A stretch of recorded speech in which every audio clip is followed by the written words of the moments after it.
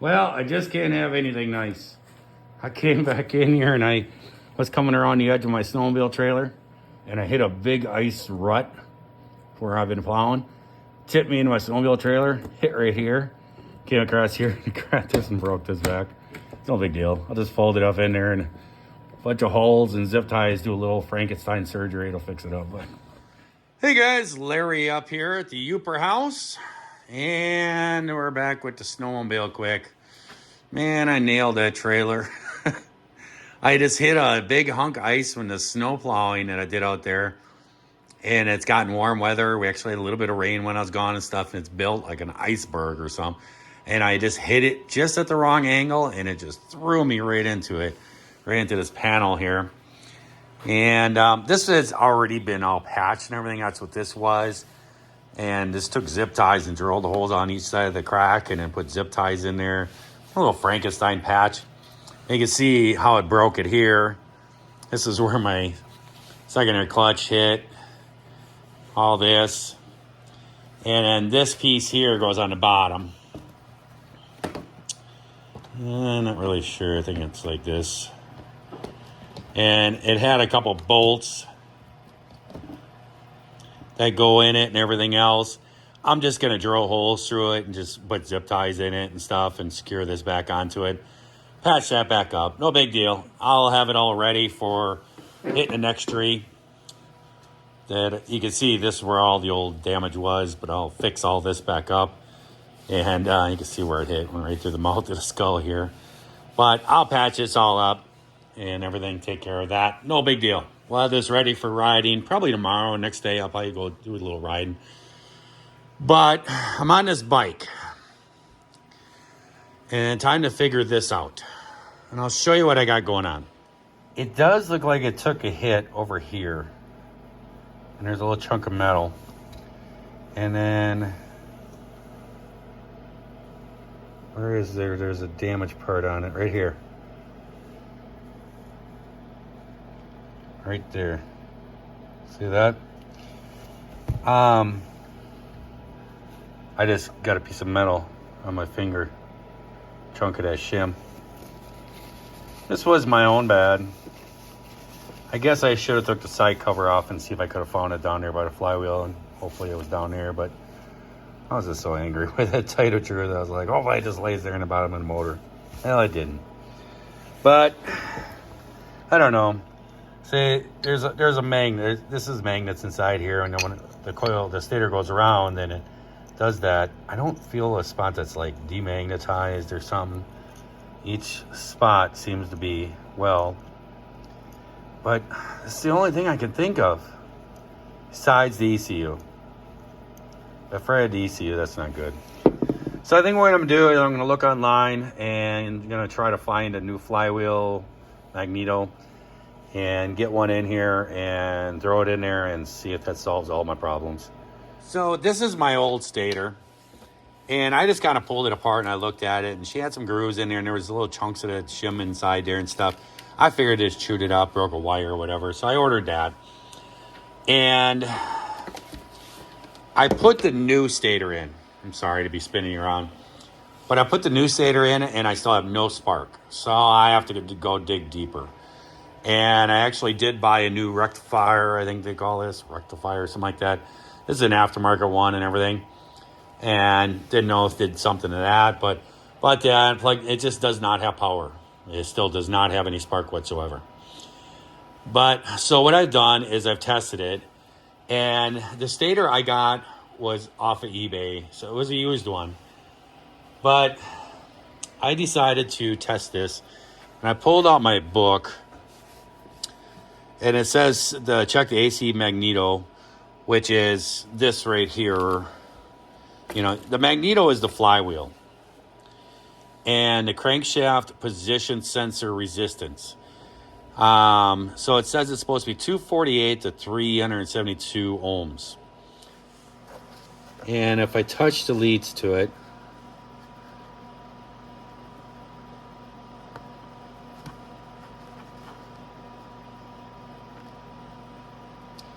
so it comes up at 293.2.1. So that is within range. Now to test the stator coil resistance, it says it should be between 0.6 and 0.9. And that's these two wires, and it doesn't really matter which way you touch them.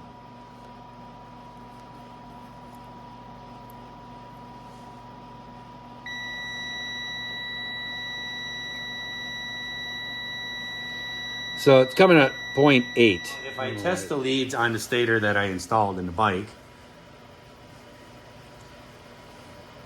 so I could test the crankshaft positioning sensor right now.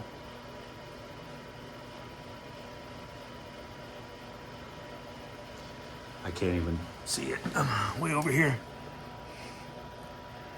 So it's saying it's 255. 255. Whoops. Oh, knocked that down. So we're within range. So the stator is fine. The rectifier, I gotta see if I can test that or not. I would think that it should be, I would think that I should be able to plug this in and I should have power, because I mean, the resistance is fine. So now I have it all hooked up, and the thing is if I kick over the motor, it's gonna be hard to do this.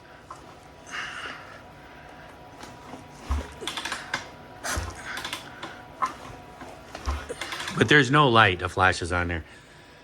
Just tell me I have no power to it. Now, I don't believe that I actually videoed getting the bike running. I've had an electrical problem. It shut off and everything. I replaced the stator. That didn't fix it. I replaced the rectifier. That didn't fix it. I replaced both coils. That didn't fix it. And I was just getting very frustrated because, I mean, I'm going through every electronic component there is in this bike. And I got the wire harness in the mail, and I put a new wire harness in this bike. I completely put a new wire harness in there. Still wouldn't work. And I was just like, come on, what's going on here? And I had this front bag off, and behind this front bag, these were heated grips, and they have these little wires that come out of the bottom of the grip right down here. There's one on each side that came down, and the wires ran down. There was little switches right here to turn them on and off. And in the wintertime, you know, because heated grips are nice. The main thing with the snow bikes is because they're a twist grip. So it twists like that. What happens is if you dump it over or, you know, wipe out or whatever, it gets snow down inside here. And then, you know, it's warm from your hand being on there. Snow gets down there, it kind of melts a little bit. And then you tip the bike over, blah, blah, blah, doing all this stuff, getting it going. And then when you go to try to start it, the throttle is frozen. So it's nice to have heated grips. So I had heated grips on here, and the wires all went back in here, and they plugged into the main power of the bike. So when you fired the bike up, the heaters came on.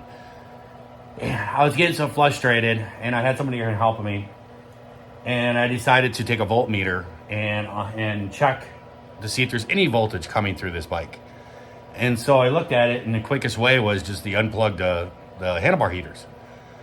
And I unplugged the handlebar heaters and stuck the two ends of the voltmeter in there. Got on it, kicked it over. Boom, light came on. It flashed. I was like, what? I said, unplug that voltmeter. And you unplugged the voltmeter. I kicked it over, it worked fine. I plugged the handlebar heaters in it. Wouldn't work. But what it turned out to be is there was a wire from the vibration that actually wore through and was touching the handlebars, which in turn was grounding it out and not letting it spark and everything. So I replaced all that for nothing. But, so I've actually ran this thing a couple times without the handlebar. I just cut the wires. I'm gonna have to get new handlebar heaters. But I just cut the wires at that and ripped the wiring out, and it's been running great. And I went on 2 rides and everything else. But I have been having another problem with it. And this is the 3rd time this has happened. And I guess this goes back to, don't buy stuff off of eBay. I mean, my truck, the shifter cable, junk. Put a brand new one in there. Thing locked up, junk.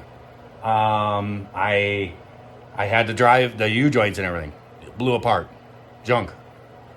You know, and the thing is, yeah, there can be some quality stuff on there, but most of the stuff on there is some real cheap China stuff, you know, and everything else. Well, this bike here, when I rebuilt it, I put the head all together, and I got all new valves, all new springs, everything, and I redid it complete the head. I rebuilt the head. I did everything in them. And I lapped the valves in there and everything else. And this has happened to me 3 times, and I'll show you what I'm talking about. So as you can see, the head is ripped off again. This is the 3rd time I've had to pull this head off his bike. I'm getting pretty professional pulling this head off of his bike.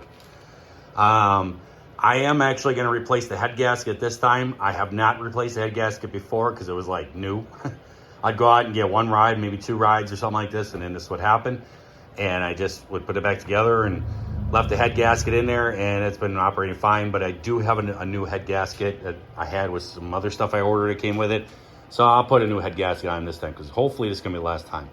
But I'll show you what's going on. So I got my cams all pulled, everything pulled. And here is the head. So these are your 2 exhaust valves in here. These are your 2 intake valves.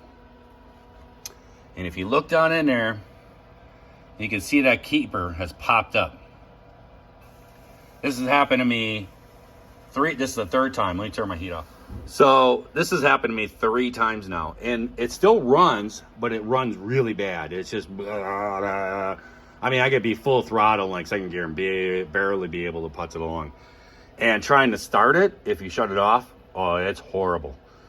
But I was able to, in the last trip, I went out and I rode for a while. Everything was great. The bike was ripping and I was having a blast. And I wheelied up over this mountain and everything and came up over the crest of it, and I got right up by the top. And just as I came up over the top, I just pulled a wheelie. The front ski was up out the snow. It was just like, wow, this thing's running awesome. And then all of a sudden just went blah, and it just dropped. And I barely had any power. And I turned around, and somebody that was with me is new, and I needed them to turn around. And I was trying to explain it to them, and they shut their snowmobile off. And they were running my skidoo, and they're not able to pull start it. So I went down there, I had to shut my bike off, get their snowmobile, I'll turn around, explain to them there's a situation here. And I kind of have known the symptoms of it. And I went back over and I kicked on the Kickstarter, and there's no compression. But if I kick really super fast and just go, go, go, go, go, and a little throttle, it'll pop and I can get it to go. But it takes a lot of kicks. And I got it fired up, and I ran the thing out to the road to where I could load on my trailer. And now I've taken apart this head, and it's always this valve.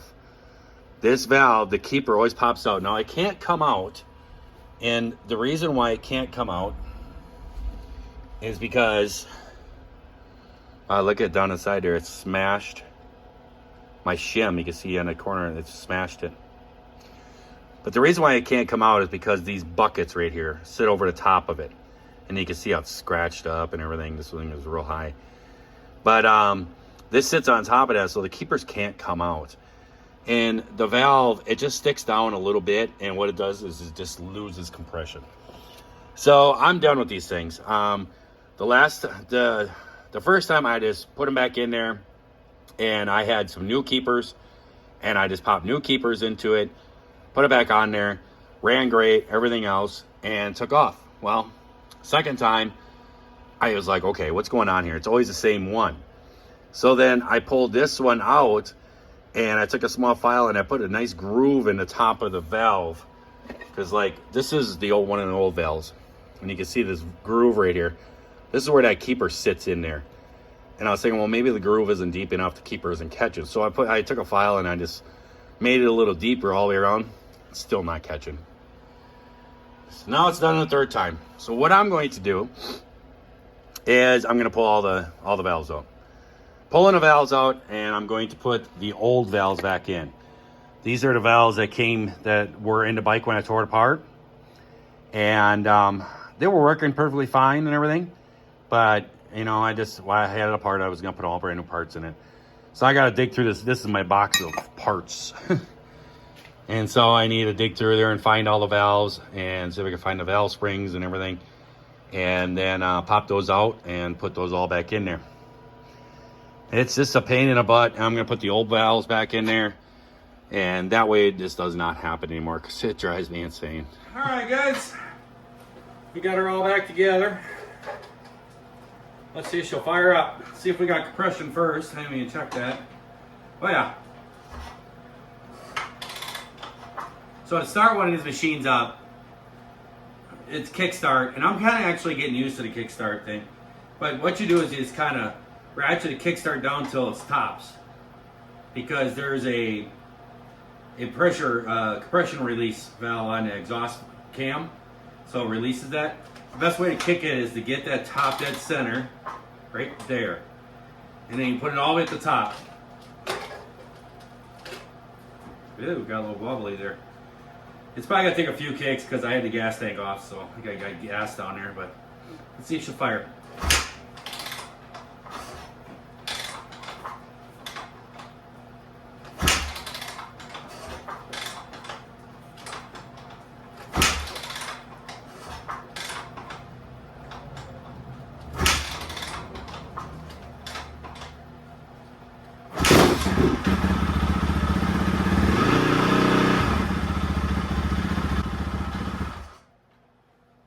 I'm gonna add some coolant quick. All right, got her filled once. We're gonna run her for a little while. Let her burp, then we'll top it off. So she should kick on one kick.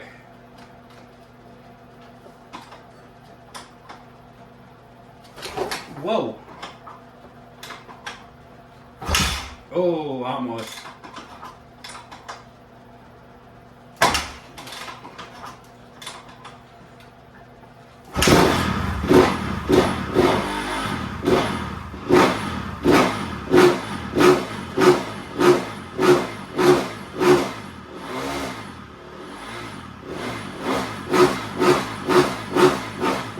Well, there we go, guys. We got this bike all put back together. She's running again. I put the old intake valves back into it, and I put the old exhaust valves back into it. A lot of exhaust in here. Kind of hard to keep my eyes open. Vent the garage out. But yeah, hopefully get another snowstorm here and stuff, but things will soften up when you get into the 40s and stuff like that. Snow will soften up. I'll probably still go out and rip it a little bit. And I want to make sure that the bike is going to be all good and everything. And in the summertime, become pretty soon, and I'll be taking the ski off and the track off and putting the wheels back on. And then I got a summertime bike too to ride out there and stuff. So I'm gonna let you guys go. I hope everybody out there is having themselves a great day, great night to watch this here video. And if you're not, you can just try that all over again tomorrow. It only took me 3 tries adjusting the valves this time. they're a bugger on these things with the shims. Oh, but 3 different shims, I finally got it. So we're all good to go now. So we'll see. We're gonna go and run her, and hopefully she holds up, and then I'll be done with that. This, like I said, it's been the 3rd time. It's kind of a pain in the butt, but just a cheap valve there or something, and then wouldn't hold the pin. The clips would not stay inside there and hold the valve tight. So it's all fixed up now. Good to go.